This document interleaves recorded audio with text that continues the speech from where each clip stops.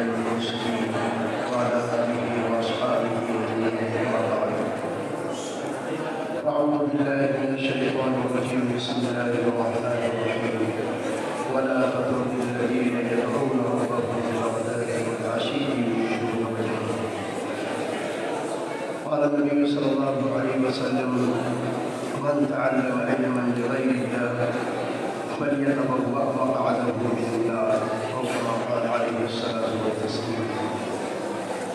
معزز و مکرم علماء اعظام، حفاظ کرام،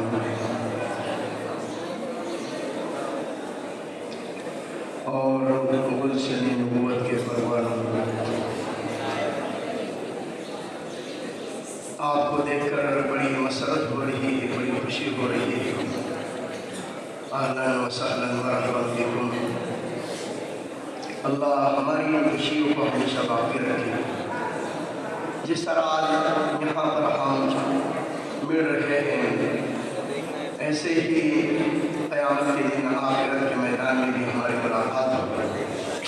ہم یہی اللہ سے دعا کریں گے کہ یہی شادمانی، یہی خوشیاں، یہی خوشحالی ہمارے ساتھ تا قیامت اور قیامت کے بعد جنت میں باقی رہے.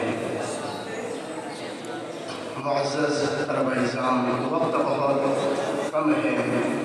چند ہی باتیں آپ کے سامنے عرض کرنا ہے کہ ہماری نسبت بہت اونچی ہے. نسبت کا استحصال ہونا انتہائی ضروری ہے. نسبت اعلیٰ ہے. اللہ کے نبی صلی اللہ علیہ وسلم نے ہمارے سلسلے میں کیا فرمایا ہے؟ ہم کون لوگ ہیں، ہمارا کیا مقام ہے. استعداد اگر رہے گا تو کام صحیح ہوگا. اس لیے جو جس مشغلے کے اندر ہے، چاہے امامت کا مشغلہ ہو، درس و تدریس کا مشغلہ ہو،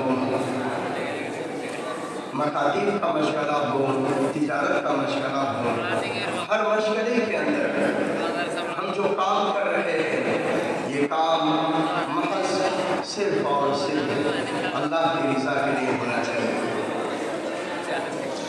جو علم حاصل کرے، مفتی تقی عثمانی دامت برکاتہ العالیہ نے جو حدیث میں نے آپ کے سامنے پڑھی ہے، اس کے ذمن میں یہ بات رہی کہ اللہ کے نبی صلی اللہ علیہ وسلم نے جو فرمایا: من تعلم علما،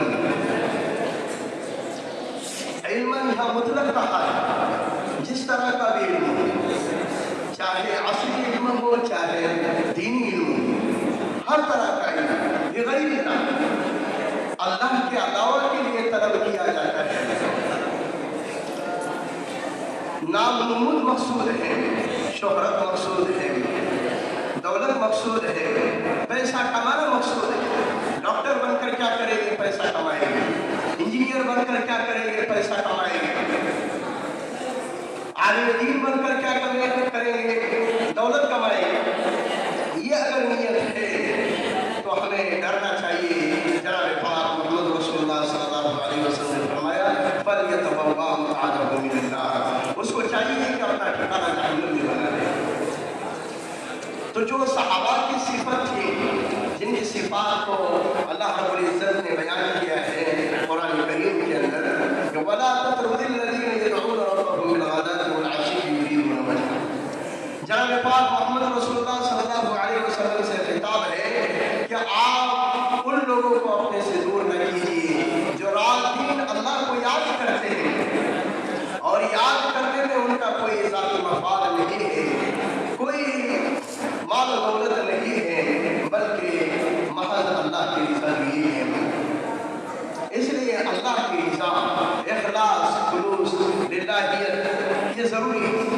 جناب پاک محمد رسول اللہ صلی اللہ علیہ وسلم کی تعلیم کی زندگی دیکھیے، بڑے بڑے حالات کا سامنا کیا، بڑے بڑے مشکلات، بڑی بڑی پریشانیاں آپ پر آئی، لیکن اس کے باوجود آپ کا دامن مفاد پرستی، لالچ اور خود غرضی سے داغدار نہیں ہوا. اس لیے جس مشغلے کے اندر ہے، اللہ کی رضا کے لیے کام کرے. ہمارے اندر خود غرضی نہ ہو، تملک نہ ہو.